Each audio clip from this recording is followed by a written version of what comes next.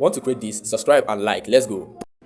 Open your Pixel app and change the background. Let's import a shape, a white shape, so that you can use it to change the background. Okay.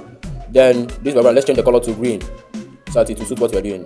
Yes. So let's go. I will do justice by locking it up. I'll go to shape again. Import circle shape. Okay. I will make sure it's at the center. Yes. So I'll color it. I'll change the color depending on the color you want to use for yours. I'll use yellow for ours now. So let's use this yellow color. Cool. It's good now. I'll do justice by locking it. I'll go to my text, type A. I'll type A depending on the letter you want to use.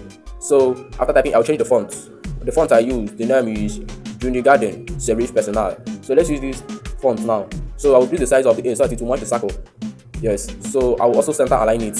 I'll align it to the center and do what? Push it and make it to fit the circle very well. Okay. I'll go to merge it together. I'll merge them together so that I will have that effect. So I'll go to erase color. Yeah, erase color. Yes. So I will click on it. Are you seeing it now? Are you seeing what you have? Okay.